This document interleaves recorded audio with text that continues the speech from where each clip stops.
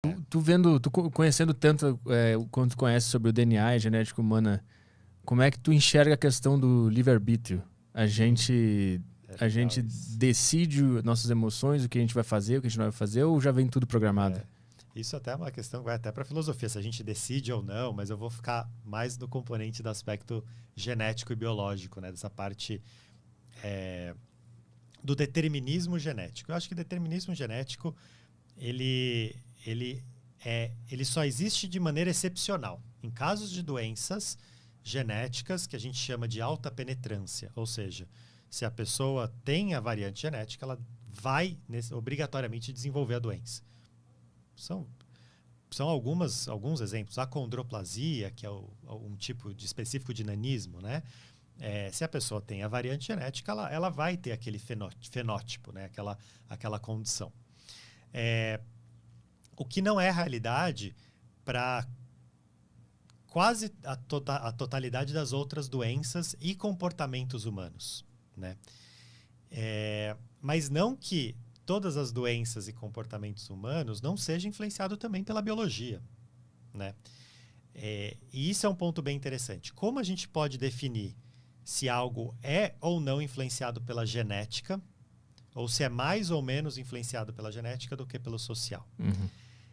Foi aí que surgiram estudos com gêmeos. Como que você faz?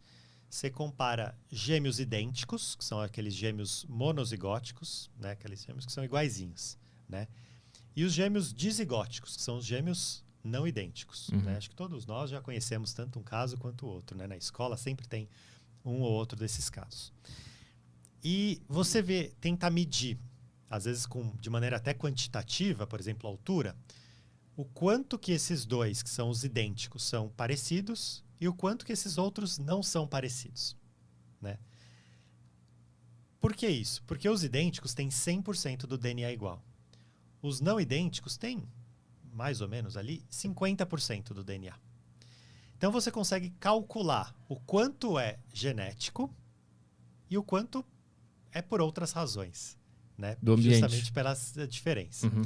Se você quiser deixar até mais interessante, você compara com irmãos que não são gêmeos, óbvios, né? E que não compartilharam o útero naquele mesmo momento. Daí você consegue até estimar quanto que é genético, quanto que é do desenvolvimento do útero e o quanto é ambiental. Ou até comparar esses dois gêmeos com uma pessoa da mesma idade, da mesma classe social, etc., mas aleatória, de fora desse contexto, para ver realmente quanto que fala. E, assim, existe um componente genético para quase tudo, né? Então, a felicidade tem um componente genético. O quanto as pessoas tendem a ser mais ou menos felizes é muito influenciado pelos genes, por exemplo. Então, a gente está programado a ser de um jeito.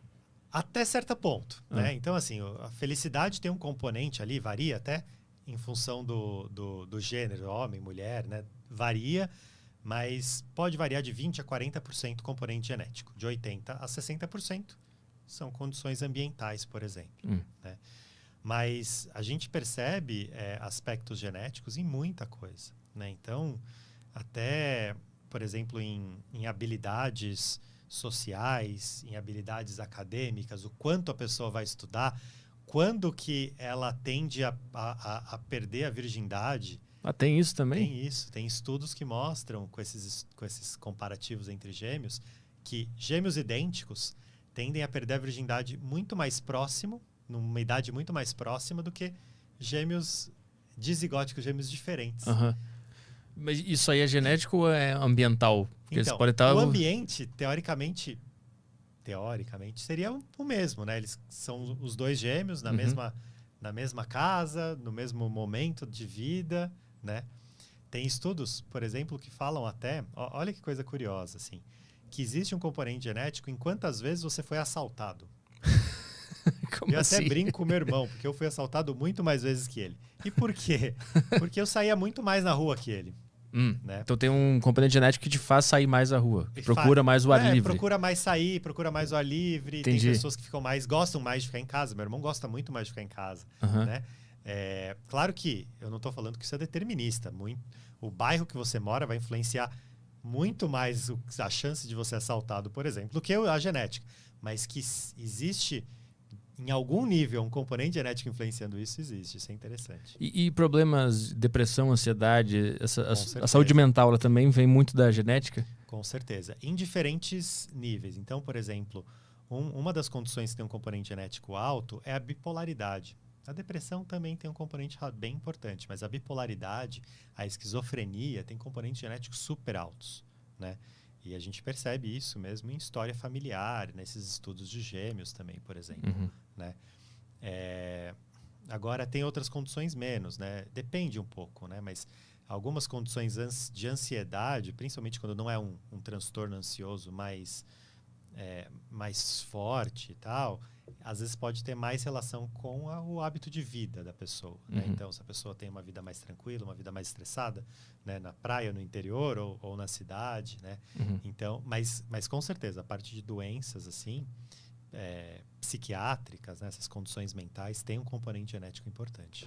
E aí, quando o cara faz o teste, ele recebe ali recebe no site, né? O que ele recebe? Vamos começar por isso. Como que vai ser o processo, né? Você vai coletar essa amostra, a gente vai retirar ou vai devolver para o laboratório, vai fazer todo esse processo que eu falei, né? Jogar no chip.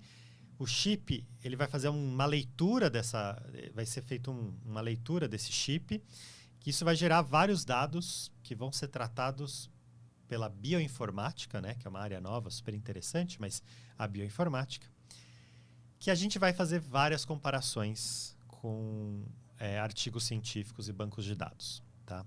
A primeira parte, né, que você vai entrar, e geralmente isso você vai ver esses resultados numa plataforma navegável, que você pode compartilhar, né? É uma coisa bem interessante, assim, quem tiver curiosidade no site da Genera, dá até para ver um exemplo desse resultado.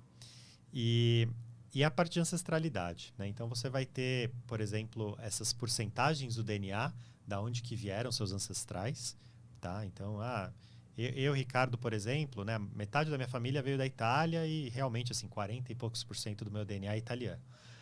Mas eu tenho um pouquinho ali de Europa Ocidental, porque tem uma parte da minha família que veio da Alemanha, uma parte de Portugal, né? Da Península Ibérica.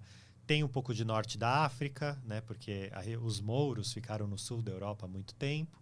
Tenho 2% de DNA indígena, que eu não tenho isso mapeado, mas tinha a mãe do meu avô era brasileira e tinha traços indígenas, né? Então provavelmente devo ter recebido por esse lado. E você vai fazendo esse mapeamento, né?